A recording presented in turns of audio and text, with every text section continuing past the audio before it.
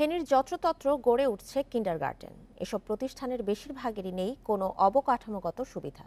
ভাড়া বাসাতেই চলছে অনেক প্রতিষ্ঠানের কার্যক্রম। শিক্ষক নিয়োগে মানদণ্ড নিয়েও প্রশ্ন আছে। শিশুদের চিত্ত বিনোদনের জন্য নেই কোনো খেলার মাঠের ব্যবস্থা। ফেনী শহরের পাঠানবাড়ি এলাকার ৩ কক্ষের এই ভাড়া বাড়িতে চলছে কিডস গার্ডেনের পাঠদান। এত স্বল্প পরিসরে কিভাবে স্কুল চালানো সম্ভব, সেটাই বড় প্রশ্ন। কেবল কিডস গার্ডেনই নয়, জেলার বেশিরভাগ কিন্ডারগার্টেনের নেই প্রয়োজনীয় অবকাঠামো। শিশুদের বিকাশে খেলার মাঠ থাকা জরুরি হলেও এসব স্কুলে সেই সুবিধা নেই। ভাড়া করা আবাসিক ভবনে পাঠদান চলছে বছরের পর বছর। নিয়োগ করা শিক্ষকদের যোগ্যতা নিয়েও রয়েছে প্রশ্ন। পর্যাপ্ত পরিমাণে ক্লাস নাই, পড়ালেখা করতে বাচ্চাদের অসুবিধা হয়, খেলাধুলা করতে বিভিন্ন ধরনের অসুবিধা হয়। কিন্ডারগার্টেনগুলিতে যে অতিরিক্ত বইগুলোর চাপ দেয়, যেভাবে বাচ্চারা ব্যাগ ট্যাগ নিয়ে স্কুলে যায়, এগুলো তো আমাদের বাচ্চাদের ক্ষতি হইতে পারে। নানা কৌশলে অভিভাবকদের বিভ্রান্ত করছে এসব নামমাত্র শিক্ষা প্রতিষ্ঠান। শহর জুড়েই তাদের চটকদার বিজ্ঞাপনের ছড়াছড়ি। জেলা কিন্ডারগার্টেন অ্যাসোসিয়েশনের নেতারাও বলছেন, নানা অনিয়মের মধ্য দিয়েই চলছে অনেক প্রতিষ্ঠান। তদারকি না থাকার কারণে যেমনটি এই প্রতিষ্ঠানগুলো ভূমিকা রাখছে, তেমনটি আবার ক্ষতির দিকটাও দাঁড়াচ্ছে। অনেকগুলো প্রতিষ্ঠান শিশুদের মূল ধারাবাহিকতা থেকে বিচ্ছিন্ন করে তুলছে। জেলা প্রাথমিক শিক্ষা কর্মকর্তা বলছেন, সুনির্দিষ্ট সরকারি নীতিমালা না থাকায় যত্রতত্র শিশুদের শিক্ষা প্রতিষ্ঠান গড়ে ওঠা বন্ধ হচ্ছে না। আমরা যে সুপারিশগুলি দিয়েছি সেগুলির বেশিরভাগই আসলে অনেক জায়গাতে নেই। কোনো কোনো কিন্ডারগার্টেনে হয়তো খেলার মাঠ আছে, আবার কোনোটার মধ্যে দেখা গেছে নেই। তো আমি ওভারঅল বলবো যে এই কিন্ডারগার্টেনগুলি যদি নীতিমালা প্রণীত হয় তাহলে আমার মনে হয় সবচেয়ে ভালো হয়। প্রাথমিক শিক্ষা অধিদপ্তরের তথ্য অনুযায়ী ফেনীতে সরকারি প্রাথমিক বিদ্যালয় আছে 558টি, আর কিন্ডারগার্টেনের সংখ্যা 4 শতাধিক। Independent news desk. এ বিষয়ে আরো জানাতে ফেনী থেকে যুক্ত হচ্ছেন সহকর্মী সমীর উদ্দিন। সমীর, যত্রতত্র গড়ে ওঠে এসব কিন্ডারগার্টেনের কোনো অনুমোদন রয়েছে কিনা, আর এই বিষয়ে স্থানীয় প্রশাসন কি বলছে?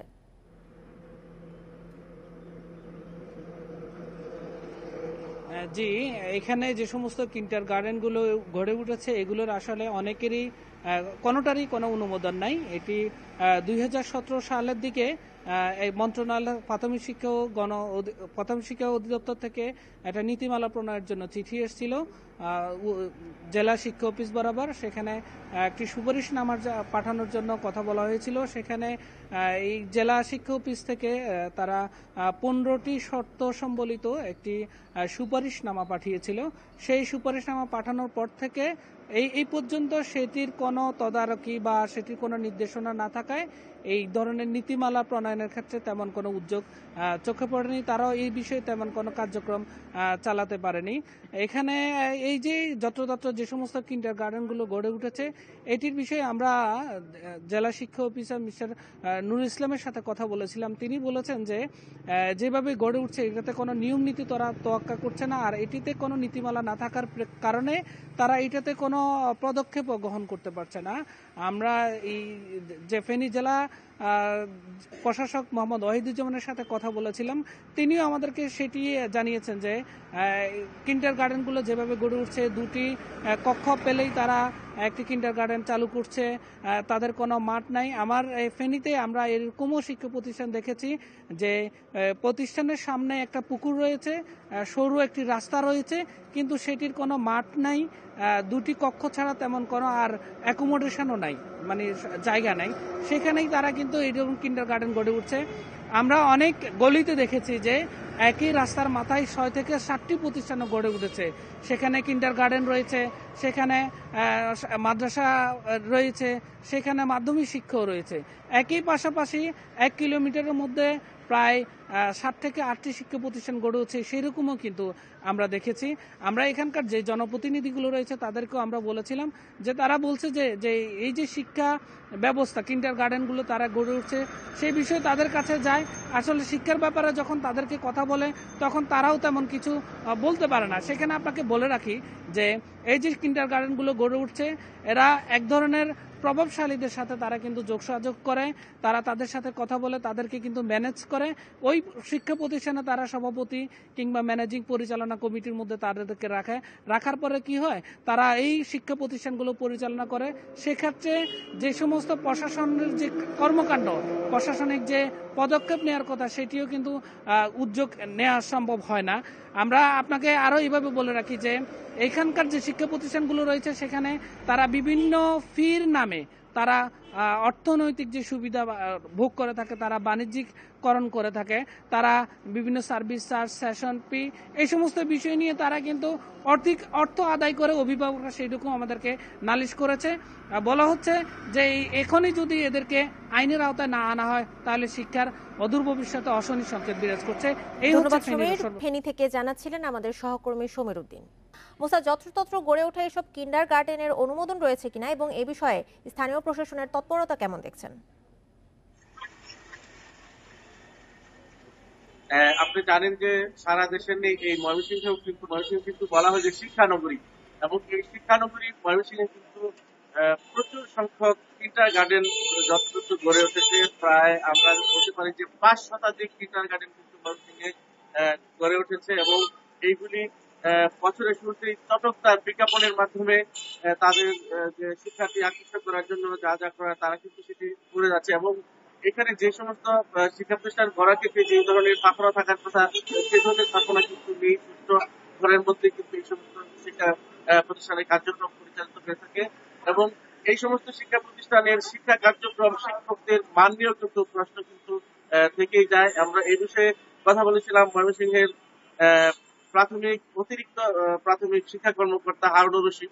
উনি আমাদেরকে জানিয়েছেন যে এই যে শিক্ষা আজকে এই যে শিক্ষা গার্ডেন গড়ে উঠেছে সেগুলিকে তারা নিয়ন্ত্রণে আনার ক্ষেত্রে তারা কিন্তু কাজ করে যাচ্ছেন, এবং নতুন করে কোন শিক্ষা এই ধরনের কোন শিক্ষা প্রতিষ্ঠান গড়ে তোলার ক্ষেত্রে তাদের অনুমতি নেওয়ার ক্ষেত্রে যে বিষয়টি, সেই বাধ্যবাধকতার কথা উনি জানিয়েছেন। এবং পাশাপাশি এই ধরনের শিক্ষা প্রতিষ্ঠানের বাইরে যে সরকারি যে প্রাথমিক বিদ্যালয়গুলো রয়েছে সেখানে যাতে শিক্ষার্থীরা শিক্ষার সেবাটা নিতে পারেন, সেক্ষেত্রে তারা কিন্তু প্রাইমারি সুযোগ সুবিধা বাড়িয়েছেন। এবং উনি নাকি বলছেন যে এই সমস্ত কিন্ডার গার্ডেনে শিক্ষকদের মান নিয়ে যেরকম প্রশ্ন রয়েছে তারা কিন্তু এরকম প্রশিক্ষিত নয়, অন্যদিকে প্রাথমিক বিদ্যালয়ের যে শিক্ষকরা রয়েছে তারা কিন্তু শিক্ষা পাঠদানের ক্ষেত্রে তারা কিন্তু প্রশিক্ষিত, এবং এই বিষয়টি কিন্তু অভিভাবকদের মধ্যে ছড়িয়ে দেওয়ার জন্য, সচেতনতা সৃষ্টি করার জন্য তারা কাজ করছেন।